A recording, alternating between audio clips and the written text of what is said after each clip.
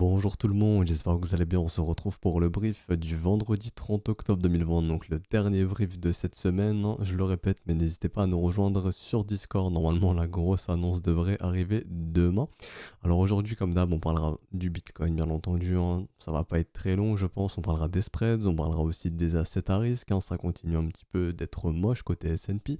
On va en parler, voir si Bitcoin va se recolérer potentiellement un mouvement baissier de la part du S&P. On va aussi parler de l'expiration des options, hein. C'est aujourd'hui, grosse expiration, beaucoup de centaines de millions de dollars, 600 ou 700 millions de mémoire, donc c'est pas rien. On va aussi parler des altcoins, hein. Ethereum, XRP, Litecoin. Vous m'avez redemandé RSR, donc il y a plus d'historique sur Yobi, du coup.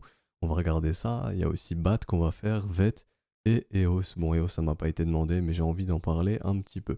Avant que le brief commence, je tiens un petit peu à m'excuser, hein. J'ai très très peu dormi, donc voilà, ça doit s'attendre dans la voix. Je suis assez fatigué, je vais pas avoir une intonation très parfaite, donc je m'en excuse un petit peu.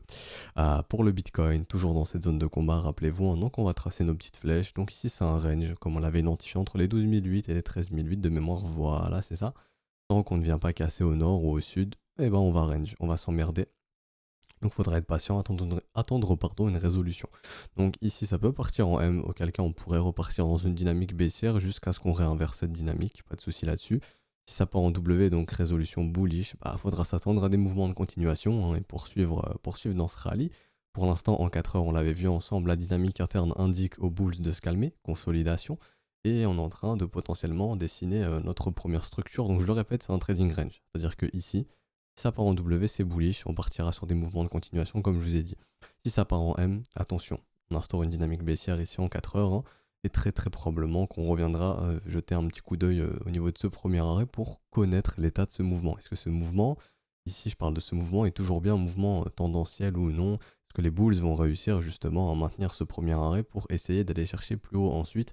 En fait, voyez juste ça comme un mouvement de respiration, un dip, un creux, appelez ça comme vous voulez, avant de repoursuivre, ok? Il faudra surveiller ce premier arrêt, bien entendu, si ce M prend forme, ici on a ce gros trou dans la value, vous voyez ici on est parti très vite, donc c'est ce qui a créé ce trou ici, ce manque de business, donc le marché peut décider de revenir faire un petit peu de business ici. Par exemple, d'un côté order flow, on essaiera de voir ça, hein, mais de se dire, ok, si tout le monde short ici, bah, tout simplement, peut-être que des institutions vont essayer justement de récupérer tous ces shorters, hein, pour racheter et pousser ce marché plus haut ensuite grâce aux potentielles liquidités de ces vendeurs.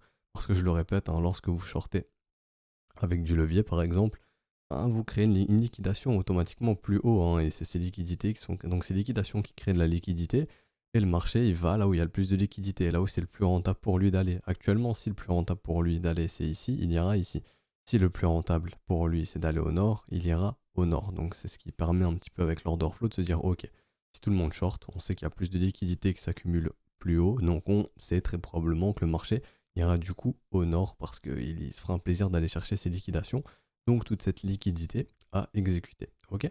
Donc en 4 heures, je le répète, en vigilance, mais vraiment en vigilance parce que là, la div est présente quand même. Et je le répète, une divergence, ça ne veut pas dire que ça va baisser, hein. Ça veut juste dire qu'actuellement, on a une perte de momentum sur ce mouvement. Vous voyez ici, le mouvement devient de moins en moins fort, hein.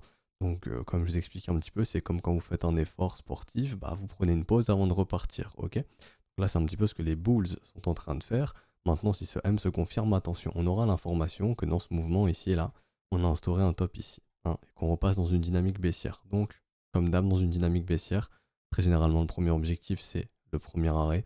Si ce premier arrêt cède, on reviendra faire un petit tour dans cette zone de rechargement juste ici. Dans un premier temps, il faudra vraiment surveiller le premier arrêt. À côté order flow, on le voit un petit peu dès que le marché baisse, le sentiment devient assez bear, hein, funding part très vite dans le négatif. Ici aussi, ici aussi. Quand ça monte, le funding devient aussi positif. Donc là, on est dans un sentiment yo-yo, comme on peut dire, un sentiment qui varie beaucoup, retournement de veste, si je puis dire.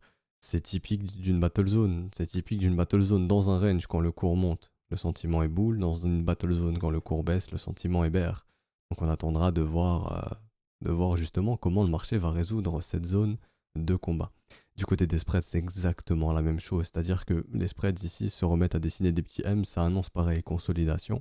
Si jamais on voit le marché allant en backwardation, continuer de dessiner des M, là on se dira non, ça pue, l'offre devient prédominante et auquel cas on pourra se dire ok, ce marché tente d'instaurer un top.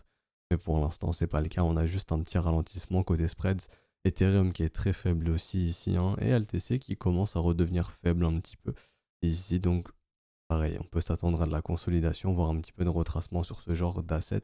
Mais je le répète, pour le moment, c'est trop tôt pour parler de top. Quand on voyait un mouvement comme ceci ici, c'est trop tôt pour parler de top ici. Bien entendu, on est sur le dernier niveau où les bears peuvent instaurer un top. C'est clairement le dernier niveau ici des 13008, 13009.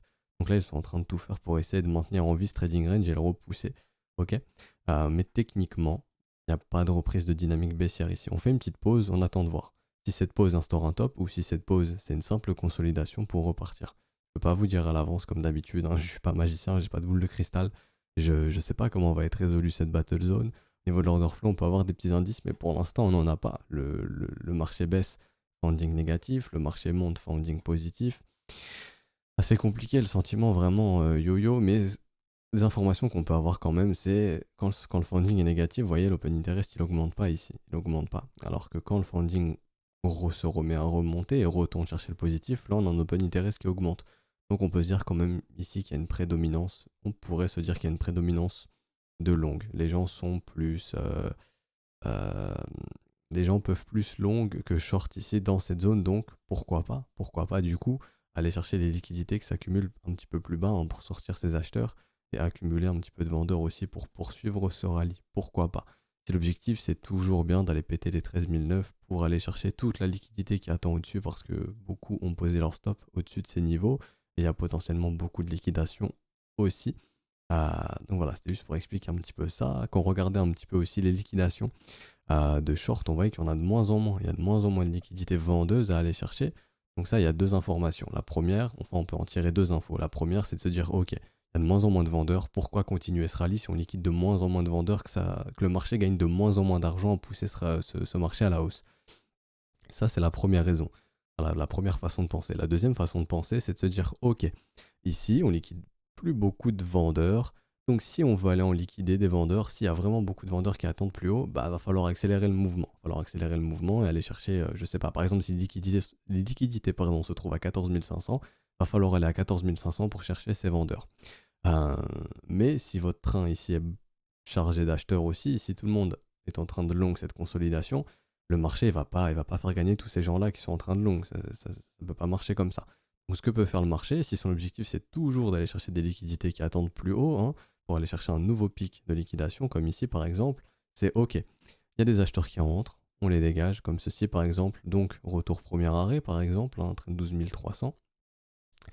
On en profite aussi pour voir si les gens shortent, comme ça peut continuer d'alimenter des liquidités plus haut, et auquel cas le marché se retourne et poursuit son mouvement. Ça peut être la deuxième façon de voir les choses.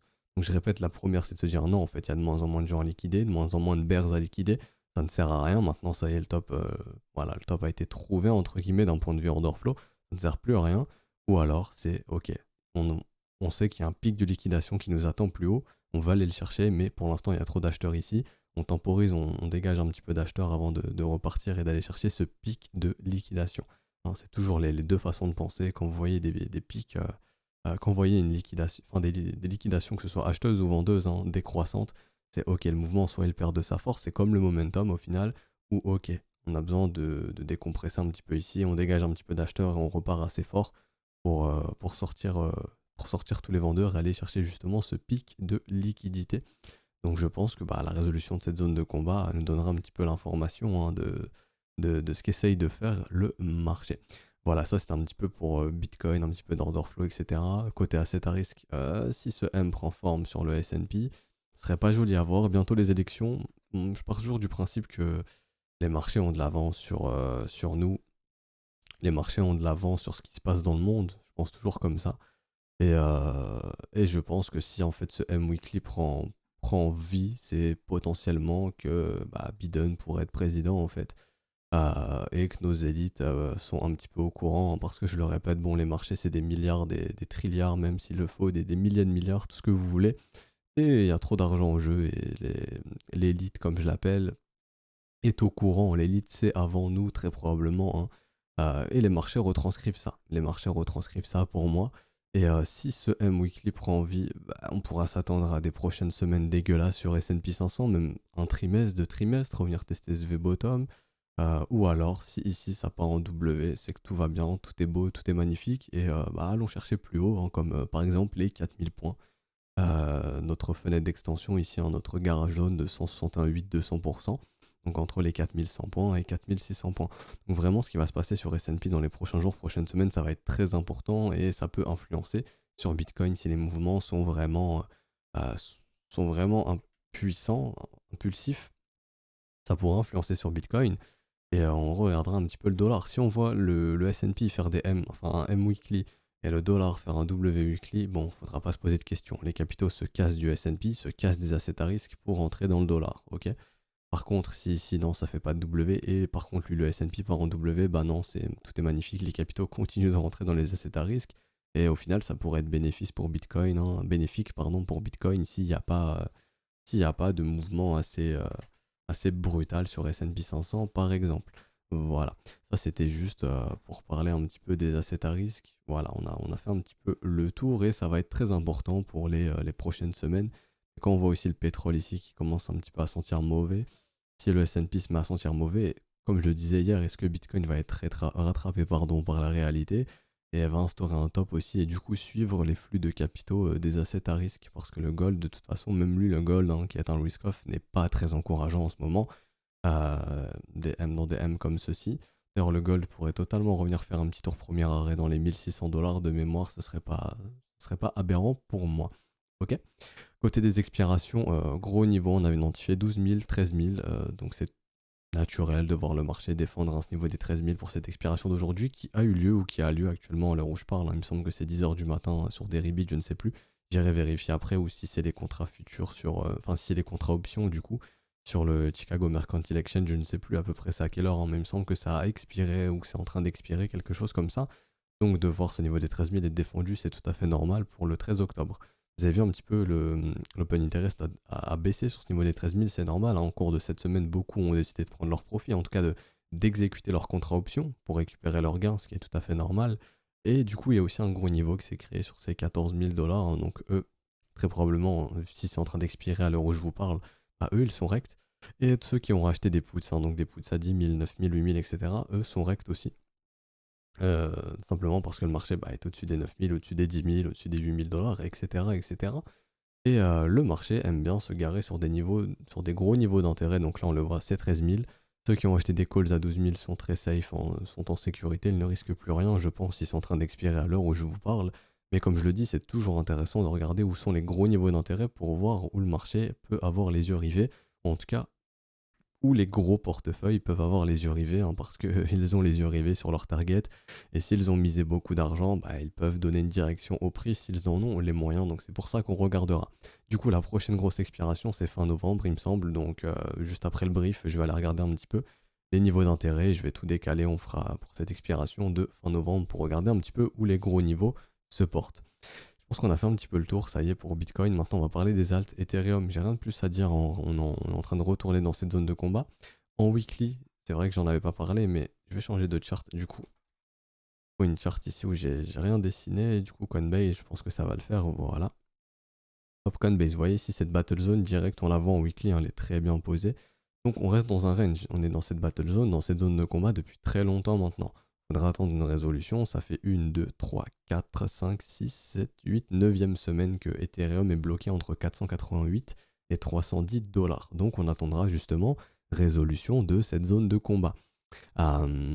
Si c'est bullish, mouvement de continuation. Si c'est bear, attention, vous connaissez un petit peu la target, hein, ça voudra dire cassure du premier arrêt et direction très probablement zone de rechargement. Et là, les investisseurs, vous n'avez plus d'excuses.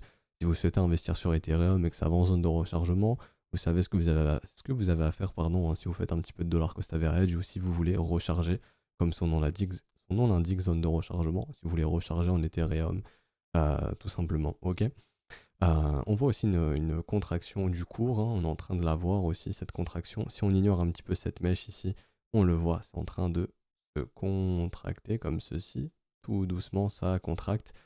Donc, il faudra s'attendre à un mouvement brutal. Et c'est comme je vous disais, pour moi, c'est quand on aura résolution d'un mouvement clair, c'est-à-dire que quand on ira soit péter ce sommet ici, ou soit ce creux ici, on aura, à mon humble avis, un mouvement unidirectionnel. Ok, pour au moins plusieurs jours, plusieurs semaines même, je pense. Plusieurs semaines. C'est-à-dire que si le marché réseau à la baisse, il faudra s'attendre à un mouvement baissier sur plusieurs semaines, très probablement. Si ça réseau à la hausse, il faudra s'attendre à un rallye haussier. Et je le répète, mais pour moi, en cas de résolution haussière, au minimum, je dis bien au grand minimum, pour moi, c'est un retour premier arrêt. C'est-à-dire de mémoire, c'était 590 dollars juste ici, voilà, 595 dollars ici sur Coinbase. Donc pour moi, ce sera au minimum cette target à venir chercher. Un retracement de moitié, ça ne m'étonnerait même pas non plus. Pour moi, ça serait pas aberrant vu cette consolidation ici. Si on a poursuite haussière, on pourrait même revenir chercher 760 dollars par exemple. Ça serait pas du tout aberrant pour moi. Par contre, comme je l'ai dit, en cas de résolution baissière, très probablement qu'on ira faire un petit tour dans la zone de rechargement. Et ça sera pas aberrant d'aller revisiter cette zone de rechargement si ce marché n'arrive pas à aller instaurer un nouveau sommet. Du coup, je pense que la charte Ethereum, je vais la laisser comme ça et on va placer des alertes tout simplement, hein. C'est rien de regarder Ethereum, ça fera rien. Tant qu'on sera dans cette zone de combat, ça fera rien. Donc, alerte ici et alerte juste ici. Ça va péter au sud, attendez-vous un mouvement unidirectionnel au sud. Ça pète au nord, attendez-vous un mouvement unidirectionnel au nord. Tout ce qui se passe entre les deux, c'est du bruit, il ne se passera rien du tout. XRP n'arrive pas à péter son premier arrêt. Rappelez-vous, tant qu'on ne casse pas le premier arrêt, on est dans un dead cat bounce, ok? Tant qu'on ne casse pas le premier arrêt dans un mouvement haussier, on est dans un bear trap, un piège baissier, donc d'aller chercher plus haut. C'est la même chose, c'est la même chose, mais dans un mouvement baissier, c'est la réciproque. Tant qu'on ne casse pas ce premier arrêt, l'objectif c'est d'aller chercher plus bas. Cette zone de rechargement pourrait être une excellente localisation pour ceux qui souhaitent investir ou acheter du XRP, que ce soit dollar cost average, investissement, etc., etc. Personnellement, si je vois du W, on pourrait totalement, par exemple, déclencher de la stratégie Shad. On voit aussi qu'il y a cette petite diff qui s'est dessinée au contact du premier arrêt. C'est pas tellement joli pour XRP ici, hein, qui reviendra très probablement retester un petit peu son bottom ici, trouvé récemment sur les 22 centimes.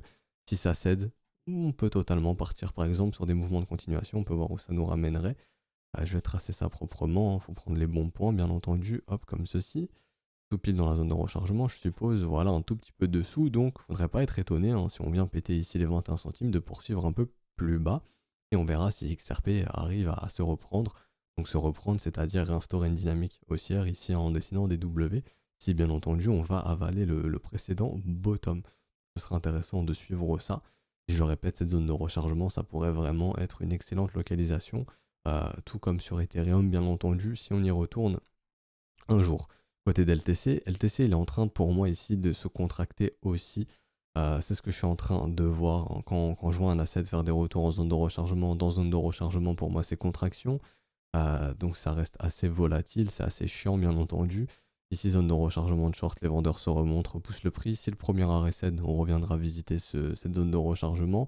Et pour les plus patients, hein, ceux qui veulent par exemple euh, déclencher n'importe quel type de stratégie, par exemple du dollar cost average ou je sais pas, du smiling setup, de la stratégie chat, etc. On pourrait totalement attendre une structure qui viendrait se décider dans cette zone de rechargement ici. LTC s'est retourné un petit peu brutalement. Au niveau de la dynamique interne, il n'y a rien qui nous indique actuellement qu'on a une dynamique interne qui est inquiétante côté bulls pour le moment. Ici, on se retourne quand même sur un V-top. Donc ça me semble être un retournement assez brutal, hein. Donc on surveillera ce qui se passe ici dans cette zone de rechargement si on y va. Mais je pense que LTC pourrait venir s'arrêter ici pour continuer justement à essayer d'instaurer cette dynamique haussière qu'il essaye d'instaurer depuis pas mal de temps ici, hein. Si on regarde même en échelle hebdomadaire, hop, on regarde même en échelle hebdomadaire, on essaye, hein, ici, premier W ici, et on pourra voir si justement on va réussir justement à instaurer tous ces W sur LTC, ok? Voilà, ça c'était un petit peu pour LTC. À côté de RSR, voilà, vous m'avez dit il y a plus d'historique sur Yobi, j'ai été voir et c'est vrai, il y a bien plus d'historique. Et c'est cliché de ce que fait le marché ici, vraiment une zone complètement horizontale pendant plusieurs mois. Je vous expliquer comment ça marche, hein. Ici les gros aspirent l'offre, ils aspirent toute l'offre. Et ensuite, vu qu'il y a très peu d'offres sur le marché, bah, le peu de demandes qui gagnent ce marché, ça leur permet de créer ce genre de mouvement et eux, ils prennent leur profit et ils continuent probablement de prendre leur profit, hein. On va regarder ça ensemble. Donc déjà, où est-ce qu'on se situe? Bon, ici, à vue d'œil, je le vois, zone de rechargement, ça c'est certain, quasiment. On va regarder ça tranquillement. Hop, ok. On est bienvenu ici dans cette zone de rechargement. Au niveau du momentum, on a retrouvé un momentum encourageant. Ici, une grosse divergence qui s'est dessinée, donc dynamique interne encourageante. L'asset s'est remis à dessiner des W, donc bon signe, j'ai envie de dire bon signe. Maintenant, on regarde le premier arrêt. Ça veut pas casser le premier arrêt. Donc rappelez-vous, tant qu'on ne pète pas le premier arrêt, toujours dans un dead cat bounce. Donc l'objectif des vendeurs, c'est de pousser ce marché sous le précédent creux qui a été trouvé ici. Est-ce qu'ils vont réussir? J'en sais rien. Mais généralement sur ces mouvements, hein, ces mouvements très très paraboliques où ça part très très fort, on revient très généralement se frotter à ce petit ratio des 0,886. Ça ne veut pas dire qu'on va faire ça, hein, ça ne veut pas dire qu'on va faire ça. Mais si on repasse sous ces creux ici qui ont été trouvés, c'est très très probablement le prochain objectif et on le voit ici. Vous voyez ici, on a ce gros creux dans la value, donc il y a un petit peu de business à revenir faire ici. Est-ce que le marché va revenir faire du business ici? J'en sais rien, mais ça serait pas aberrant de revenir faire du business ici. Ok. Donc tout simplement, si ça vient péter ici, bon bah on attendra de nouveau W hein, pour nous dire ok, on essaye de reprendre une dynamique haussière, tout simplement comme ceci. Ok.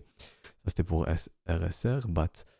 BAT, encore une fois, on fait le même travail, on va tracer tranquillement notre zone de rechargement. Le plus important, c'est de localiser ces trades. Où est-ce que je vais essayer d'acheter? Ici, on arrive en zone de rechargement, nickel. Est-ce qu'on voit une quelconque structure ici nous indiquer que, que la dynamique tente de s'inverser? Non. Est-ce qu'on a un momentum qui est encourageant ici? Oui, mais maintenant ce n'est plus le cas. On a un momentum qui s'est remis à dessiner des M, donc pour moi ici cette divergence n'est plus d'actualité. Donc je n'ai plus de confirmation momentum possible, je n'ai plus de dynamique interne intéressante ici. Donc ça ne m'intéresse pas, BAT ne m'intéresse pas pour le moment. J'ai un momentum qui redevient assez inquiétant. Et en plus de ça, j'ai une dynamique qui est baissière. Donc non, ici ça m'intéresse clairement pas. Ça m'intéresse clairement pas. Donc on a besoin de plus de développement, c'est-à-dire de retrouver un momentum assez encourageant et une petite structure se dessiner hein, qui nous indiquera que ça y est, on retrouve une dynamique interne, une dynamique intéressante. Et on le voyait un petit peu au cours de cette semaine, on a vraiment des alts qui sont fébriles, donc pour moi c'est cohérent de voir des altcoins hein, ne pas réussir, en tout cas une majorité d'alt, ne pas réussir à réinstaurer de bonnes dynamiques haussières pour reprendre des rallyes haussiers. VET c'est la même chose, pour l'instant est-ce qu'on va du W se dessiner? Non, on va chercher un nouveau plus bas ici, signe d'une dynamique baissière toujours pour l'instant. Au niveau du momentum, ici je vais essayer de checker avec vous, si on vient péter ce niveau, bah, malheureusement cette précédente div ne sera plus tellement intéressante, pour moi elle sera avalée bien entendu. Quand on revoit du M sur le momentum, pour moi ça annihile hein, les précédentes divergences, donc il n'y aurait toujours pas de dynamique interne intéressante. Donc ce qu'on voudra voir, c'est du W se dessiner plus bas, c'est aussi simple que ça. On peut checker aussi sur ce rallye si on a laissé des petits trous dans la value, on a laissé un énorme creux ici, hein. Le marché peut demander à revenir faire du business ici. Et je vais réafficher ce ratio des 0,886 que j'aime beaucoup sur des mouvements vraiment paraboliques comme ceci. Voilà, ça m'étonnerait pas aussi de revenir visiter ce niveau dans les prochaines semaines par exemple, suite à ce niveau très très parabolique ici. Et quoi qu'il en soit, on peut totalement revenir faire du business juste ici hein, et on attendra une structure se dessiner plus bas pour se dire ok, ça y est, cette dynamique redevient encourageante. Vous me connaissez personnellement, je veux voir aussi une dynamique interne encourageante. Et si ce M prend forme ici sur le momentum, bah pour moi, ça sera pas le cas. Hein, ça sera pas le cas, pas de dynamique interne encourageante pour ici, donc il faudra un petit peu plus de patience. Et EOS, donc EOS qui consolidait un tout petit peu au-dessus des 61,8, c'est assez cliché, je vous l'expliquais. Généralement, quand le marché consolide un tout petit peu au-dessus, bah, c'est pour faire un dernier mouvement baissier, pour justement aller pousser dans la zone de rechargement. Au niveau de la dynamique interne, on le voyait ici, on reprenait une dynamique interne assez encourageante, une dynamique interne enfin un momentum qui dessinait des W dans des W, divergent, donc ici c'était assez encourageant. Mais ce qu'on voit maintenant, c'est un momentum qui repasse dans la main des bears, hein, si ça clôture ainsi, si vous revoyez du M comme ceci, c'est pas joli sur le momentum. Maintenant, est-ce qu'on a une quelconque structure ici qui pourrait nous dire maintenant, oui, ce marché est prêt à se retourner? Pour le moment, personnellement, non. L'asset, il est en train d'essayer d'aller chercher un nouveau plus bas. Il n'y a rien qui invite à penser que cette dynamique redevient encourageante. On peut tracer le momentum aussi, rappelez-vous, avec nos trendlines, analyse du momentum via les trendlines, je vais y arriver, désolé. Et on va voir une structure de l'autre côté de la trendline. Pour l'instant, il n'y en a pas, donc même côté momentum, sur les concepts de trendline, il n'y a pas un momentum qui est encourageant ici. Donc pour moi, c'est hors de question de faire du business sur EOS quand je regarde la charte en daily, bien entendu. En weekly, la charte est totalement différente, je vous avais montré un petit peu, hein. On voit des W weekly dans ces zones se poser, donc probablement qu'on est dans des zones d'accumulation ici, tant qu'on ne rebascule pas sous ces W weekly. Hein. Si on rebascule sous ces niveaux, ici par exemple sous ce niveau des 1,44$, ça sera très très moche pour EOS, bien entendu. Mais pour le moment, c'est pas le cas, donc à surveiller cette zone de rechargement, et je comprendrai totalement ceux qui souhaitent faire du dollar cost average dans cette zone de rechargement pour se créer une moyenne d'achat assez intéressante sur le moyen long terme, puisque généralement quand vous investissez en mode DCA, c'est pas pour revendre 4 jours après, hein. Généralement c'est pour revendre plusieurs mois, plusieurs années après. Donc se construire une moyenne basse en achetant les zones de rechargement, ça me paraît assez intéressant. Et personnellement, je ne fais pas de DCA, en tout cas pas de cette façon, hein. Il faut toujours mes concepts de structure, etc. Et pour l'instant, je n'ai pas ça. Donc pour moi, il n'y a rien qui m'invite à penser que EOS est prêt à se reprendre. On va checker aussi un petit peu le premier arrêt dans le sens inverse. On va checker ça. Hop. Voilà, donc une mèche parfaite sur ce premier arrêt ici. Donc le marché n'arrive pas à casser ce premier arrêt. Donc l'objectif, c'est d'aller plus bas, hein, bien entendu. Faut commencer un petit peu à comprendre ces concepts de premier arrêt.